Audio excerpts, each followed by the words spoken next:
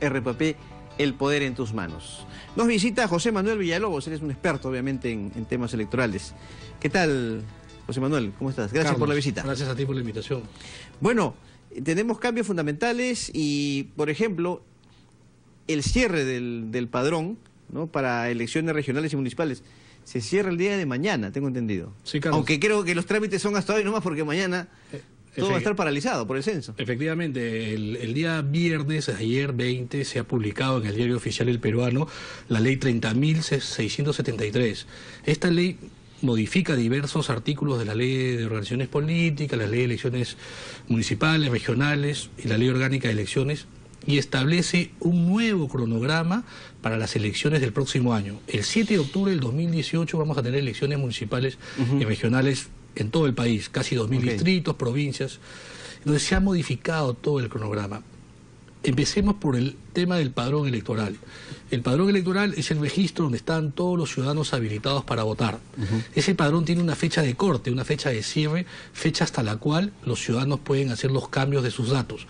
Lo más importante ahí es cuando tú cambias tu domicilio en tu DNI para poder votar en un determinado lugar. La ley ha establecido que para las elecciones del próximo año este padrón debe cerrar el día de mañana, 22 de octubre, 350 días antes de las elecciones. Como el padrón a partir de mañana está cerrado, el día de hoy es la fecha en la que se podía hacer cualquier cambio, el último día para hacer los cambios. Cualquier cambio en tus datos del DNI que lo hagas a partir del lunes en adelante ya no va a figurar en el padrón del próximo año. Por lo tanto, si tú eres de Trujillo, por ejemplo, tienes tu DNI registrado en Trujillo, pero ya estás trabajando acá en Lima, por ejemplo, 1, 2, 3 años, si no hiciste tu cambio de domicilio hasta el día de hoy, el próximo año vas a tener que ir a votar a Trujillo. Y si no votas, pagarás tu multa. Entonces es un cambio significativo porque antes el padrón, sin la modificación, el padrón tendría que haber cerrado recién en el mes de enero todavía. Ahora, ¿cuál es la influencia en torno, por ejemplo, a aquellas personas que cumplen 18 años y ya están, por supuesto, en la obligación y en las condiciones de votar, de acuerdo a los cambios que han habido en esta reforma? Tu pregunta es muy importante, Carlos. Antes de la modificación de la ley que se ha producido el día de ayer, si tú cumplías 18 años después de del cierre del padrón, es decir, tú cumplías 18 años un mes antes de la elección, tú ya no podías votar. Tú ya no estabas incluido en el padrón porque la ley no lo establecía así. Esta modificación de la norma lo que hace es establecer que todos los ciudadanos que cumplan 18 años hasta el 7 de octubre del próximo año, automáticamente ya van a estar incluidos en el padrón electoral y por lo tanto van a poder ejercer su derecho al sufragio. Muy bien. Y de acuerdo al cronograma establecido, ¿cuál es la fecha límite para que los nuevos partidos políticos, estamos hablando también de movimientos regionales o organizaciones de carácter político local, se inscriban en el registro, ¿no? El cambio normativo respecto a este tema es perjudicial para los que están en vías de inscripción. Actualmente tenemos partidos políticos, movimientos regionales y organizaciones políticas locales que están en el proceso de recojo de firmas, están constituyendo sus comités, están tratando de inscribirse como partidos, como organizaciones políticas y postular el próximo año. Sin el cambio normativo, ellos tenían como fecha probable de inscripción en el mes de junio del próximo año. En el mes de junio del próximo año. ¿Tengo entendido que era el 9 de junio? Del 9 de junio, era el plazo máximo. La fecha límite. La fecha límite para con este cambio de la ley, con esta ley de 30.673, ellos solo podrán inscribirse hasta el próximo 10 de enero. O sea, el 10 de enero del 2018, dentro de 2 meses, vencerá el plazo para que estas nuevas organizaciones políticas logren inscribir su organización en el registro y puedan postular y puedan presentar candidatos el próximo año. Es decir, se les ha acortado el tiempo. Claro, 5 meses menos aproximadamente. 5 meses menos para que... Entonces, están ahora contra el tiempo para recolectar, para terminar sus firmas, porque, ojo, Carlos, este vencimiento de plazo no implica que hasta ese día ellos tengan que llegar al registro de partidos del jurado con su expediente para que luego corra el proceso de inscripción. Lo que la ley lo que quiere decir la ley es que tu proceso de inscripción, todo tu trámite tiene que haber concluido el 10 de enero y hasta ese día ya tendrías que tener tu partida de inscripción lista. Los que no lo logren no van a poder participar. ¿Y esto es conveniente o no para el desarrollo del proceso electoral? Lo que pasa es que quienes ya estaban con sus kits comprados, quienes están en su proceso de planificación de la inscripción, tenían una fecha que era hasta junio.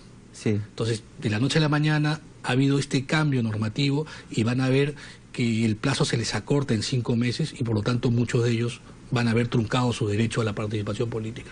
Así es. Algunos alegarán que se les aplique la ley anterior porque podrían decir que el derecho de ellos nace con la compra del kit, y cuando compraron el kit la norma establecía que su inscripción era... Pero esa es una discusión que tendrá que verse en su momento en el Jurado Nacional de Elecciones. Muy bien. Ahora, estamos asistiendo, ¿crees tú, a un debate con propuestas serias en torno a la reforma electoral en el Congreso? ¿Se están enfocando los temas esenciales o simplemente es, como han llamado algunos, una especie de maquillaje, cambiar esto, cambiar lo otro, ¿no? Cambios aislados, sí, ¿no? En torno a la reforma y a los procesos electorales? Hay que ponernos en contexto primero, Carlos, que el tema del debate sobre la reforma o mal llamada reforma electoral no es de ahora, no es de este Congreso nada más. Este proyecto de aprobar un código electoral, porque nace con la idea del Jurado Nacional de Elecciones de que el Congreso apruebe un código electoral que unifique todas las leyes dispersas que hay en materia electoral, y esa iniciativa nace en el 2011. Lamentablemente el quinquenio anterior, el Congreso anterior, no aprobó el Código Electoral, no hizo reformas estructurales al sistema electoral y al sistema de representación, y lo que hizo fue aprobar leyes parches como la ley que estableció las dádivas y generó muchos problemas en la elección anterior. Este Congreso, luego de un año ya de funcionamiento, no ha logrado tampoco entrar al debate de fondo de primero aprobar un código electoral y luego hacer reformas estructurales en el sistema electoral de cara a las elecciones del 2021. ¿Y dónde, en qué campos estaría esa reforma trascendental, como tú dices, de temas esenciales? Mira, cambios esenciales están en la forma de elegir a nuestros representantes. Por ejemplo, en cómo está conformado el Congreso. Son 130, se eligen a través de distritos múltiples. Habría que evaluar si esa elección a través de distritos múltiples está bien elaborada, que se elijan congresistas con el voto preferencial, que haya un Senado o no haya un Senado. A nivel de elecciones municipales y regionales, cómo es que se conforman los consejos municipales. Actualmente un alcalde, cuando gana, por el solo hecho de ganar, ya se lleva el premio de la mayoría, la mitad más uno de los regidores. Esos cambios que repercutirían en la representación política, podríamos llamarla una reforma electoral, en la forma de votación, ir al voto voluntario, por ejemplo. Eso es una reforma electoral. ¿Pero por qué crees que los parlamentarios entonces se empeñan, a tu criterio, en un debate de medidas aisladas? Porque tenemos aquí, a ver, el Jurado Nacional de Elecciones muchas veces ha hecho el llamado respectivo para que participen en los debates y se les consulte sobre determinados temas vinculados con la reforma electoral. Lo ha hecho también la OMPE en su momento, lo han hecho entidades como la Asociación Civil Transparencia, para nombrarte algunos. Sí, claro. Mira, todas estas entidades han hecho esfuerzos para que se apruebe el Código Electoral. El Jurado Nacional de Elecciones ha presentado hasta 3 proyectos de Código Electoral. Sin embargo, cuando entró Patricia Donaire como presidenta del grupo de trabajo de la reforma electoral, en vez de recoger uno de estos códigos que ya había presentado el jurado, lo que hizo fue elaborar un informe que presentaba un nuevo proyecto de código electoral o de ley electoral. Es decir, tirando al tacho el trabajo de los organismos electorales, ella demandó como 8 meses para presentar una nueva propuesta. Una propuesta que la llamaban integral, pero como te dije, no tenía cambios fundamentales en el sistema de representación. Y finalmente la Comisión de Constitución lo tomó como un insumo. Acabó la legislatura, entró una nueva presidenta de la Comisión de Constitución, y estando a poco tiempo de convocarse a elecciones regionales y municipales, ya era muy difícil que se entre al debate de aprobar todo este paquete legislativo que se necesita para mejorar los procesos electorales. Y lo que están haciendo es aprobar dictámenes aislados, ya creo que van como 7, que van a generar nuevas leyes, y en vez de tener un código electoral, porque teníamos como 20 leyes electorales, podemos llegar a tener 30. Entonces vamos a seguir con una dispersión en cuanto a las normas. Y estas normas que se están aprobando, si bien es cierto, podrían mejorar el proceso electoral, en algunos casos podrían generar problemas. Aquí el problema también es que, bueno, no hay, diríamos, un consenso entre los propios parlamentarios por lo que significa una reforma. Como bien tú decías, no sé si exagere, pero cada quien se va por su parte, ¿no? Sí, definitivamente, porque además, si tú te pones a analizar, el debate sobre todo el tema electoral está girando sobre dos ejes fundamentales, sobre el financiamiento de partidos y sobre la democracia interna, que son temas álgidos que atañen directamente y que podrían modificar el funcionamiento de los partidos. Ningún partido quiere que la OMP y el jurado le hagan o se metan en su democracia interna, en su mecanismo de elegir, no quieren un control. Y en el tema del financiamiento han habido tantos cuestionamientos al tema del financiamiento que, si bien es cierto, el dictamen que ahora ha aprobado Constitución podría mejorar, no va a ser la solución, porque, por ejemplo, en elecciones regionales y municipales, donde vamos a tener más de 100.000 candidatos, donde hay casi 2.000 elecciones distritales, porque son 1.800 distritos, cada elección es individual, ¿te imaginas cómo haríamos para supervisar, para controlar el dinero que va a financiar la campaña de cada uno de esos candidatos? La OMP pues, no podría hacer ese financiamiento. No hay una propuesta coherente, porque lo que se busca también aquí es transparencia. Nadie quiere que se repita lo de Odebrecht, ¿no? Acusaciones con aportes ilegales a movimientos o partidos políticos. Sí, definitivamente la ley era tan laxa en cuanto a los controles y en cuanto a las sanciones, que eso ha facilitado que el dinero de Odebrecht se filtre, entre sin ningún control, nunca ha sido declarado. El tema es que la OMP no tenía cómo sancionar luego cuando se ha detectado que esos dineros ingresaron y no fueron ¿Hay una manera de controlar eso? Mira, más allá de supervisar eso. ¿Sabes cómo sería la manera? Pero sí, que creo que el ciudadano no lo aceptaría, es que sea el Estado, el gobierno, el que asigne una partida para financiar a todos los partidos, a todos los que compiten. Que el Estado sea el que financie la publicidad en los medios, la publicidad que gastan los partidos. Solo así podríamos tener un control efectivo y evitaríamos que los candidatos recurran a empresas, a terceros que los financian pero que luego les pasan la factura. Ojo que al haber modificado el cronograma electoral, Carlos, vamos a alargar el periodo de la campaña electoral. Tú sabes que antes los candidatos se tenían que inscribir hasta 90 días antes de las elecciones. Eso era el 9 de julio. Ahora han ampliado el plazo de la inscripción a 110 días, por lo tanto el 19 de junio del próximo año tienen que estar ya inscritas todas las listas de candidatos. Eso te va a originar que tengas ya no 90 días de campaña electoral, sino que tengas 110 días. Eso hace que los candidatos vayan a necesitar más dinero para su campaña, porque son 20 días adicionales de campaña. ¿De dónde van a sacar ese dinero? Obviamente, ¿no? ¿Y cómo va a llegar ese ¿Cómo dinero? va a llegar ese es el quid del asunto, como se dice. Ese es el quid del asunto. Entonces, si bien es cierto, queremos mejorar los procesos electorales, creo que hay que ser más rigurosos con el tema de las leyes que se aprueban para que no generen luego problemas, ¿no? ¿Y te parece democrático, y lo comentábamos también en la pausa, la aprobación de este proyecto que establece una antigüedad para los partidos o movimientos políticos con miras a su participación en elecciones? Porque, bueno, surgen algunos políticos a decir que esto es una forma de evitar que ellos participen. No sé si el cambio es positivo o tiene ya una trascendencia o un trasfondo al margen de ello. Definitivamente hay que aclarar que no es una ley aprobada, es una iniciativa, una propuesta que, si no me equivoco, es del congresista Mulder. Sí.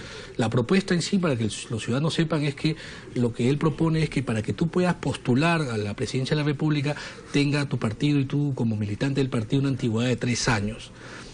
En la práctica, eso, vamos a ser claros, iría en contra de los intereses de ex candidatos presidenciales, tipo Verónica Mendoza o tipo el mismo Guzmán, que finalmente fue excluido de carrera. ¿Es una iniciativa con nombre o nombres propios? No quiero, o sea, no digo que sea con nombre propio, pero así va a ser tomado. ¿Por qué? Porque todos saben que esas dos personas quieren volver a postular y están en todo el trabajo del proceso de su inscripción en el registro de partidos.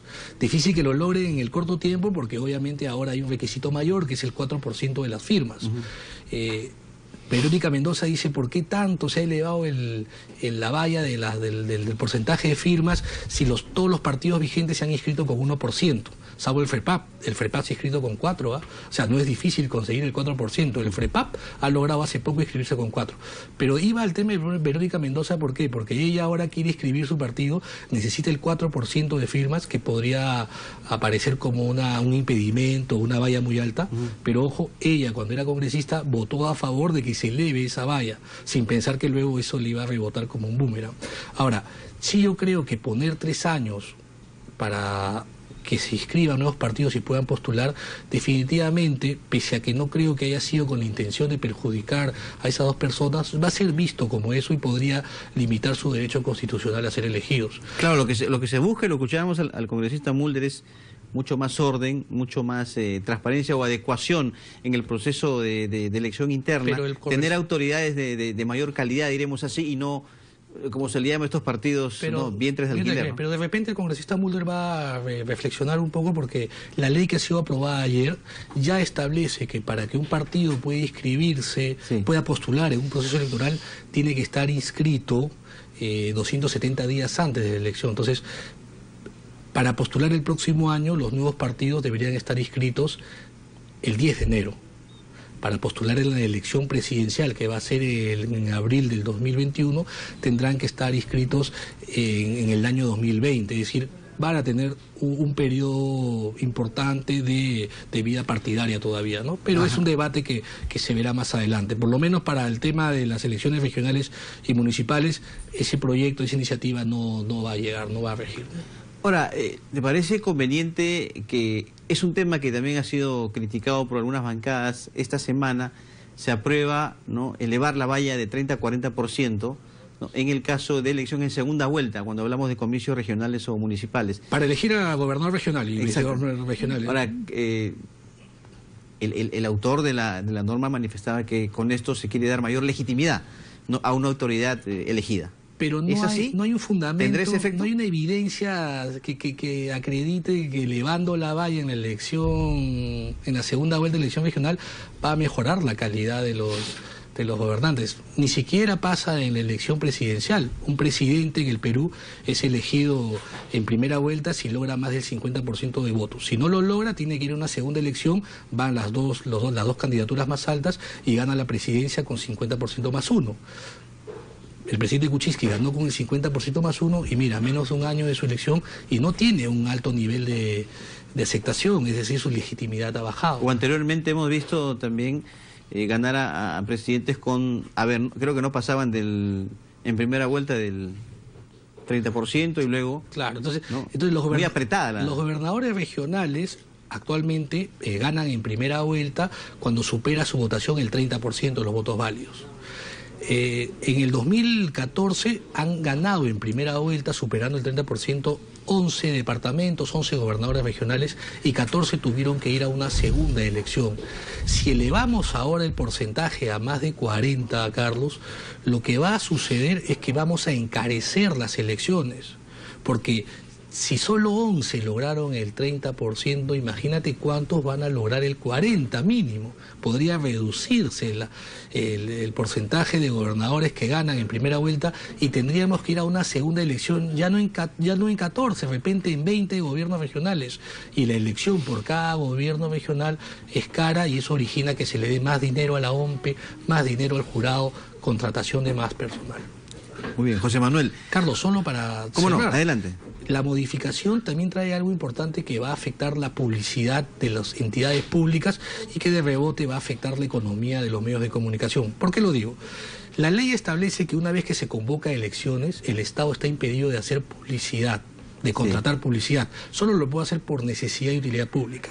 Sin la modificación de la ley, el presidente podía convocar elecciones hasta el 9 de febrero del próximo año. Con esta modificación, el presidente solo podrá convocar elecciones hasta el 10 de enero.